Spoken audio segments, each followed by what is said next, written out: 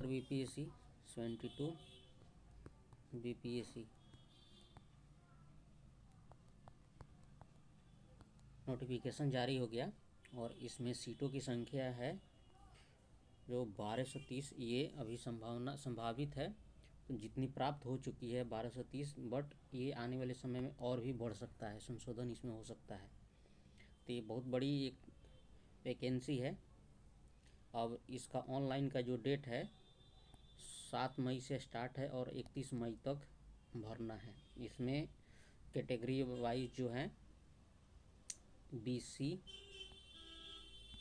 1 and BC 2 के लिए NCL और EWS के लिए EWS बनवा लेंगे अपना समय से पहले। अब देख लेते हैं कि इसमें और क्या क्या लेवल वाइज वैकेंसी क्या है, योग्यता क्या है।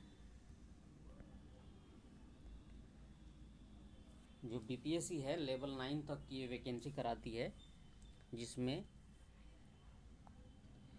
SDM, DYSP सबसे महत्वपूर्ण जो पद होता है इसमें बीपीएससी में वो SDM और DYSP का होता है, जो कि लेवल 9 के पद होते हैं। लेवल 9 के और भी पद हैं, पहले इनको सीट वाइज देख लेते हैं कि किसमें किस कैटेगरी में कितना सीट है। तो जो SDM है लेवल 9 का, इसमें टोटल 100 सीट है, जिसमें 34 गो 33% यहाँ अलाउ है महिलाओं के लिए आरक्षण। तो 34 जो सीट है वो महिलाओं के लिए आरक्षित है। और अपर के लिए 40 सीटें, महिलाओं के लिए 14। तो वहीं EWS के लिए 10 सीटें हैं और महिलाओं के लिए 4। अनुसूचित जाति के लिए 16 सीट है और अनुसूचित जनजाति के लिए 1 सीट है। और अत्यंत पिछड़ा BC1 और पिछड़ा वर्ग BC2 के लिए, BC1 के लिए 18 है और BC2 के लिए 12 सीट है। इसमें महिला कैटेगरी भी देख लेंगे। BC1 के लिए 6 और BC2 के लिए 4 सीटें हैं। और वैसा ही देख लेंगे ये स्वतंत्रता जो सेनानी होंगे उनके लिए भी 2 सीटें हैं। इसमें भी कैटेगरी वाइज बना हुआ है V1 DD और OH। उसके बाद आते हैं DYSP का, ये भी लेवल 9 का है। इसमें 11 अपर के लिए, 2 इकोनॉमिक पिछड़ा वर्ग के लिए और 6 जो है अत्यंत पिछड़े के लिए 1 सीट है। इसमें टोटल जो सीट है वो 22 है और 6 है महिलाओं के लिए आरक्षित। अब आता है नेक्स्ट राजस्व कर सहायक आयुक्त। अब इसमें टोटल 76 सीट है और 23 महिलाओं के लिए आरक्षित है। इसमें अपर के लिए 29 और EWS के लिए 7 सीटें हैं। कैटेगरी वाइज अपना देख लेंगे। इसमें अत्यंत पिछड़ा के लिए 19 और पिछड़ा वर्ग के लिए 7 सीट है। आवर निरीक्षक, संयुक्त आवर निरीक्षक, इसमें भी 3 सीटें हैं टोटल, 1 महिला के लिए आरक्षित है।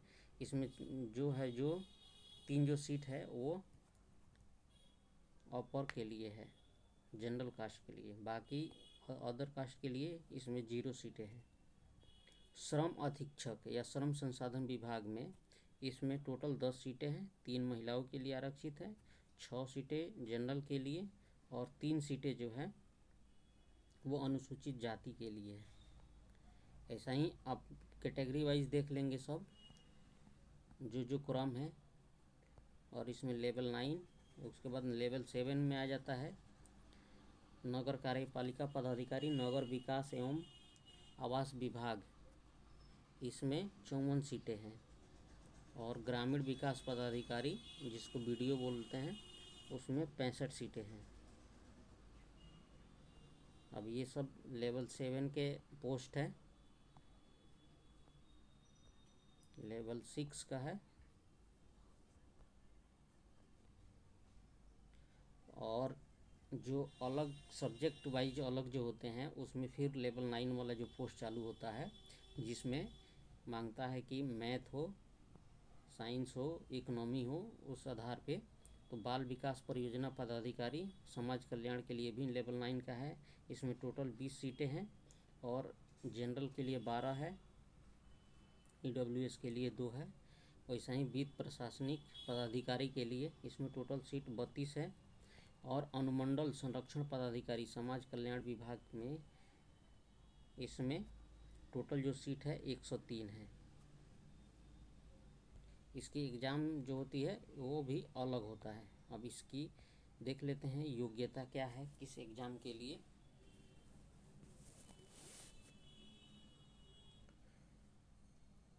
तो योग्यता में देखें 72वीं संयुक्त प्रारंभिक परीक्षा में जो शामिल होंगे, कौन कौन लोग शामिल हो सकते हैं।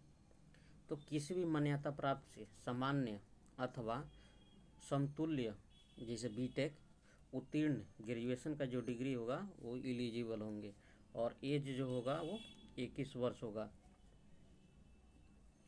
बाल विकास परियोजना पदाधिकारी के लिए इसमें जो ऑप्शनल सब्जेक्ट होगा, जिनका ग्रेजुएशन का डिग्री जो है गृह विज्ञान हो, मनोविज्ञान हो, समाज शास्त्र हो, समाज श्रम एवं समाज कल्याण हो, इनमें से किसी भी विषय से वो ग्रेजुएशन किए हैं तो वो एलिजिबल हैं इसको भरने के लिए। वित्तीय प्रशासनिक पदाधिकारी एवं समकक्ष के लिए एलिजिबल कौन कौन लोग होंगे। तो इसमें जिनके पास ग्रेजुएशन में वाणिज्य हो और शास्त्र हो, गणित हो या सांख्यिकी कोई भी एक डिग्री हो तो वो लोग इसके लिए एलिजिबल हैं। नेक्स्ट देखते हैं अनुमंडल संरक्षण पदाधिकारी के लिए। तो इसमें मनोविज्ञान अथवा विधि से संबंधित जो विषय होंगे, जैसे मनोविज्ञान विधि में से किसी एक विषय का चयन मुख्य परीक्षा के लिए जिनका होगा वो इसके लिए एलिजिबल होंगे। ये हो गई अब शैक्षणिक योग्यता में। अब देख लेते हैं नोट में क्या दिया है। ऑनलाइन आवेदन भरते समय आवेदक को शैक्षिक योग्यता के कॉलम में स्नातक या समतुल्य जो ग्रेजुएशन की डिग्री है उसे देना अनिवार्य है। विशेष शैक्षिक योग्यता एवं विशेष वैकल्पिक विषय वाले पद के लिए अभ्यर्थियों को ऑनलाइन आवेदन करते समय पद का चयन करना जरूरी हो जाएगा। अब आरक्षण भी देख लेंगे कि किनको कौन सा आरक्षण मिलेगा। EWS के लिए क्या है, BC1 और BC2 के लिए क्या क्या है।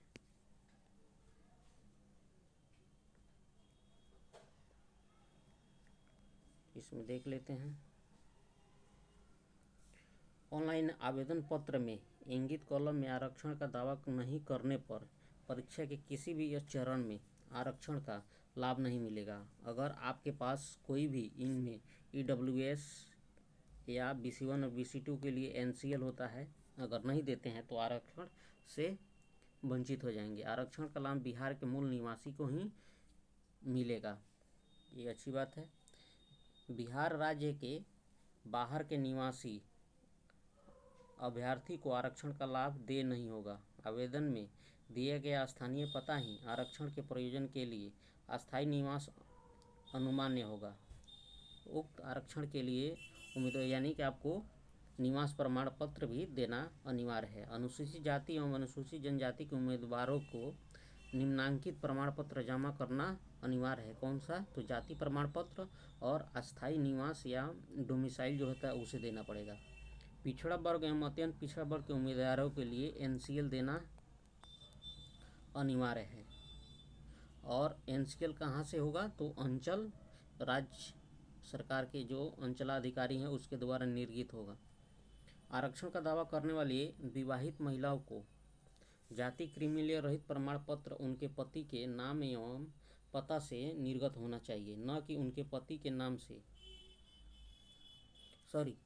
यहाँ पति बोल दिए थे, उनके पिता के नाम एवं पता से निर्गत होना चाहिए, न कि उनके पति के नाम से। कारण ये है कि कोई महिला है जो कि उत्तर प्रदेश से है और उनका शादी बिहार में हो गया, उस स्थिति के लिए यह कंडीशन है। सामान्य प्रशासन विभाग बिहार की अधिसूचना 2622 दिनांक 26/2/2019 के आलोक में आर्थिक रूप से कमजोर वर्ग के लिए जो व्यक्ति होंगे वो 10% का जो आरक्षण लाभ मिलेगा EWS उसको बनवा लेंगे। तो ये रहा BPSC के लिए। वीडियो अच्छा लगता है तो आप लोग लाइक सब्सक्राइब करेंगे। उम्र सीमा जो है देख लेंगे, 1/8/2026 को न्यूनतम उम्र 20 वर्ष, 21 वर्ष एवं 22 वर्ष एवं अधिकतम जो जनरल हैं उनके लिए 37 वर्ष है और पिछड़ा एवं अत्यंत पिछड़ा वर्ग के लिए 40 वर्ष है।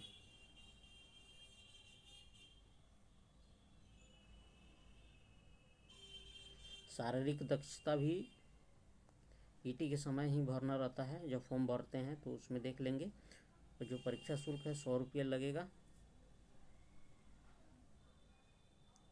वैसे अभ्यर्थी जिनके द्वारा ऑनलाइन आवेदन में पहचान पत्र के रूप में अगर आधार नहीं दिया जाता है तो उन्हें बायोमेट्रिक फ़ी के रूप में प्रत्येक परीक्षा यथा 70 बीपीएससी सीएससी और बाल विकास परियोजना के लिए FAO के लिए 200 रुपया अतिरिक्त देना पड़ेगा। ये आधार कार्ड दे देते हैं तो ये 200 रुपये से वंचित हो जाएंगे।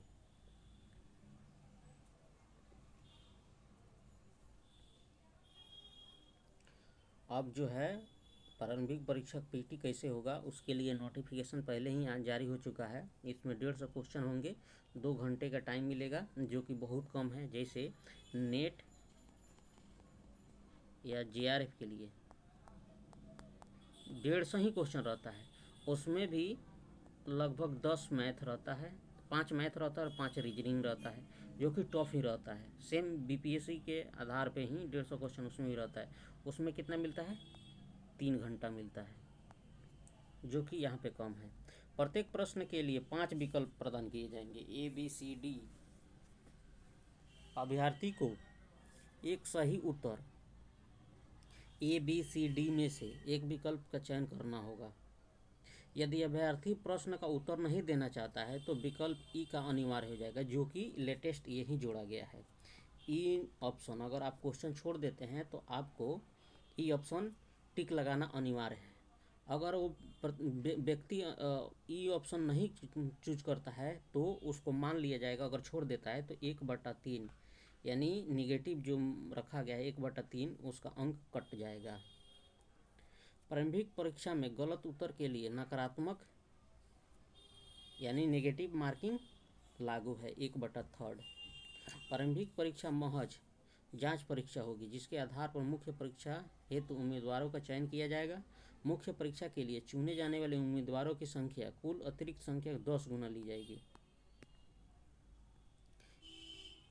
इस प्रारंभिक परीक्षा में सामान्य विज्ञान, राष्ट्रीय तथा अंतर्राष्ट्रीय महत्व की सामान्य घटनाएं, भारत का इतिहास तथा बिहार के इतिहास की प्रमुख विशेषताएं, सामान्य भूगोल, बिहार के प्रमुख भौगोलिक तथा यहाँ की महत्वपूर्ण नदियाँ, भारत की राज्य व्यवस्था और अर्थव्यवस्था, आज़ादी के पश्चात बिहार की अर्थव्यवस्था के प्रमुख परिवर्तन, भारत का राष्ट्रीय आंदोलन तथा इसमें बिहार का योगदान एवं सामान्य मानसिक योग्यता के जो प्रश्न होंगे उनको पूछा जाएगा। यानी क्लियर कट जो सब्जेक्ट होता है उसको यहाँ दे दिया गया है।